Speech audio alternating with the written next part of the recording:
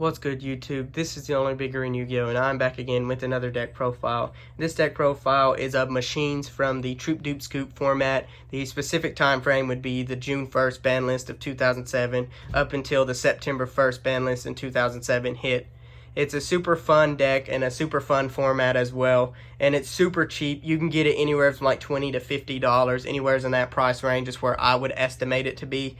And if I had to compare it to any format, it would definitely feels like GOAT format, but like with a much faster pace than what GOAT format is. And I would definitely highly recommend it. It's a super fun format.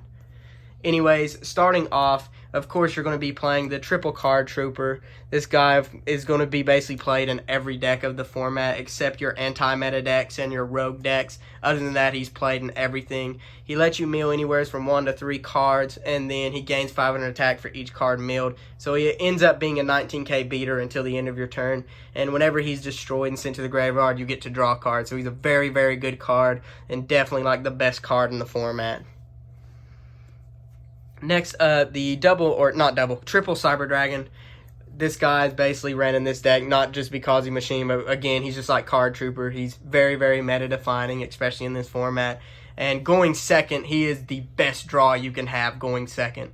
Like, there's no draw in the deck you would rather, or like no card you would rather have in your hand going second than this guy. If you see this guy going second, you're going to have a pretty darn good game.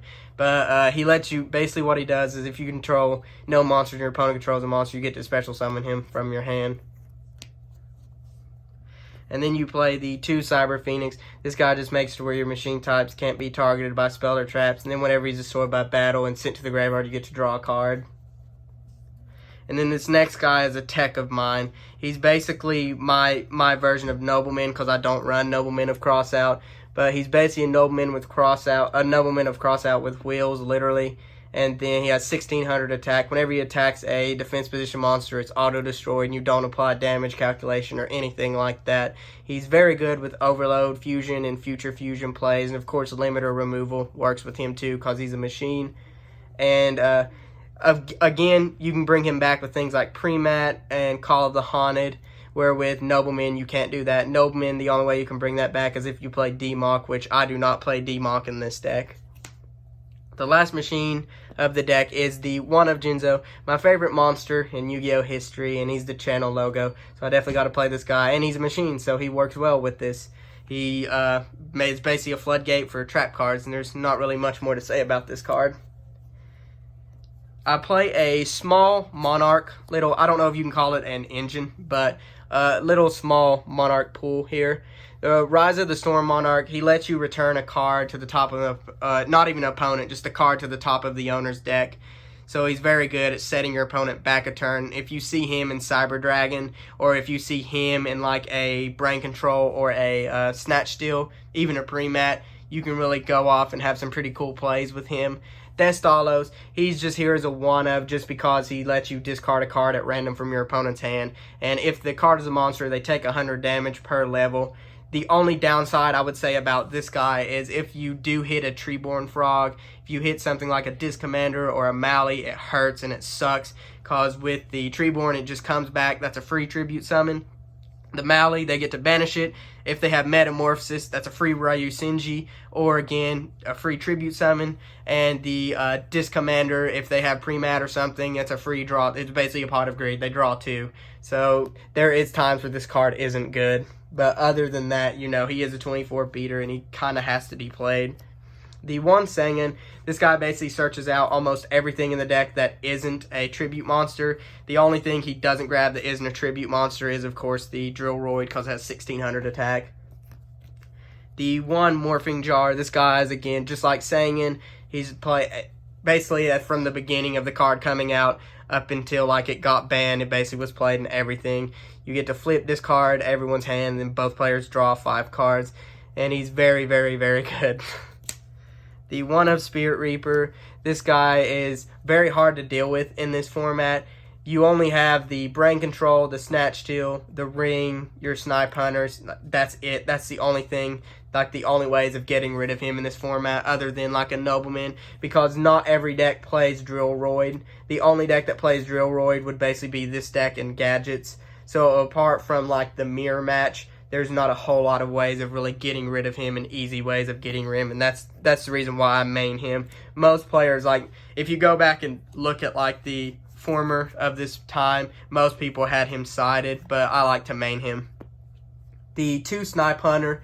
Snipe Hunter, again, is very good at getting rid of the problematic cards like Spirit Reaper, the things that slow you down. He gets rid of Floodgates if you're playing like trolley decks or just anti-meta decks. Things like Gravity Bind, things like Royal Decree, Limit Area B, or whatever that card's called. It gets rid of stuff like that. That can be very, very annoying. And what he does is you discard a card, you target a card, you roll a dice, or a die, and then if it rolls on basically whatever is here, 2, 3, 4, or 5, it goes bye-bye. You get to destroy it. If it lands on a 1 or 6, basically try again. He's very good in combo with stuff like discarding Cyber Dragon, especially if you have an Overload Fusion. You can discard Cyber Dragon, and then it opens up Overload Fusion plays to go into Chimera Tech Overlord, or if you already have a Cyber Dragon engraved, stuff like Cyber Twin Dragon and things like that. So he also has more uses other than just the destruction in this deck.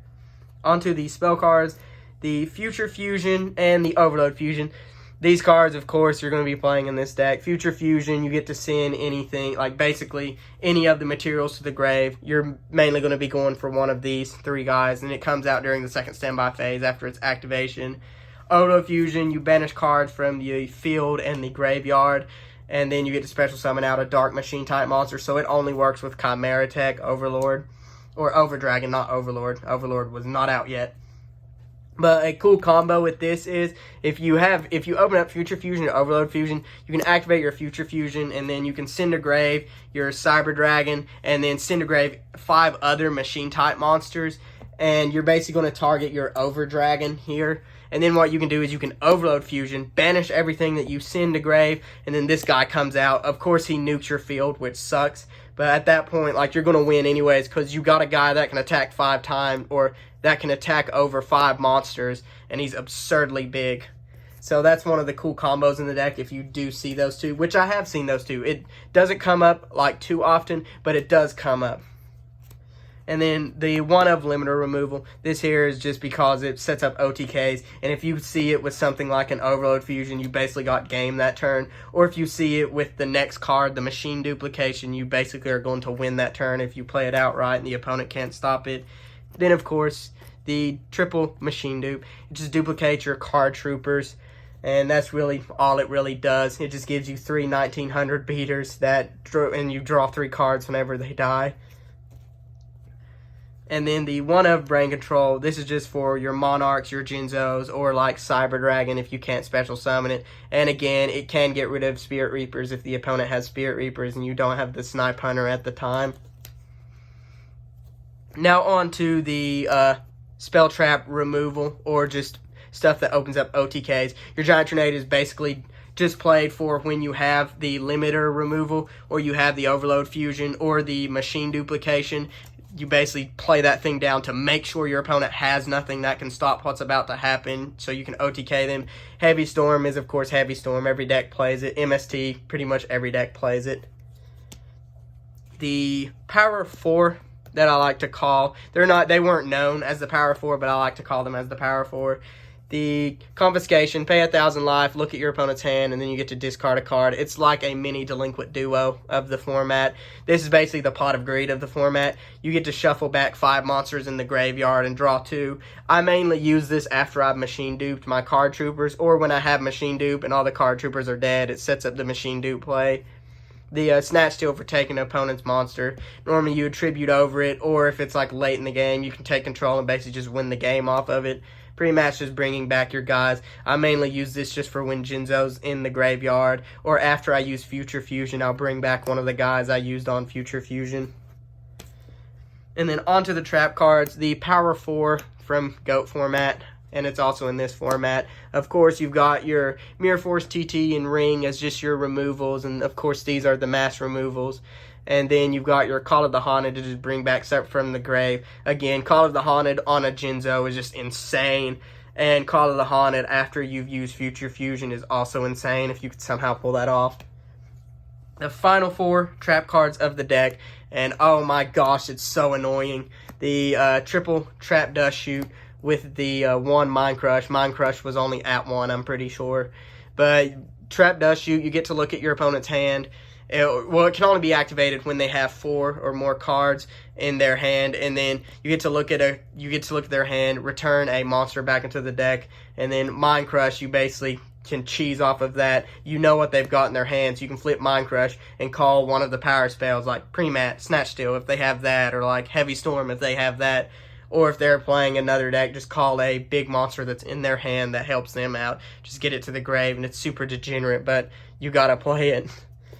Onto the fusion deck. None of this stuff is really important. You got Reaper of Nightmare, Dark Balter, my bad guys, Fiend Skull Dragon, and then Dark Blade. This guy is really good for Metamorphosis, which this deck doesn't play, but other decks I have of this format does play it. But he's a machine type monster.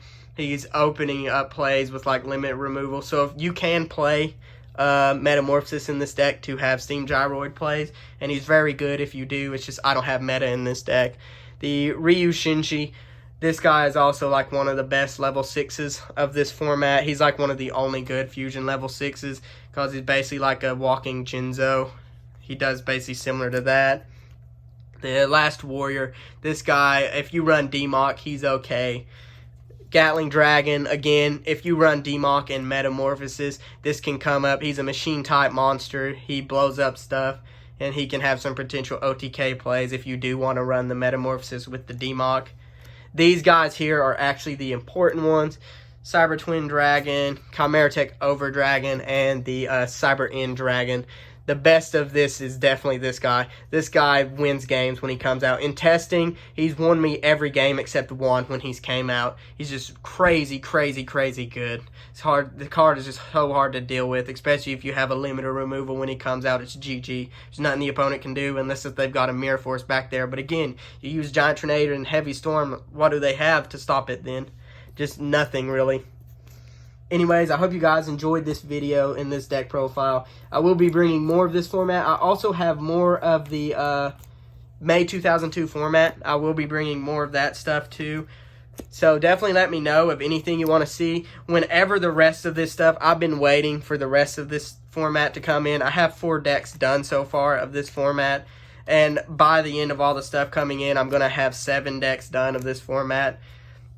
And just let me know if you guys do want to see more of this format or more of May 2002. I'll bring both of them to you. Anyways, this has been the Only Bigger in Yu-Gi-Oh! I hope you guys enjoyed this deck profile and this video. And yeah, it's been the Only Bigger in Yu-Gi-Oh! And I'm signing out.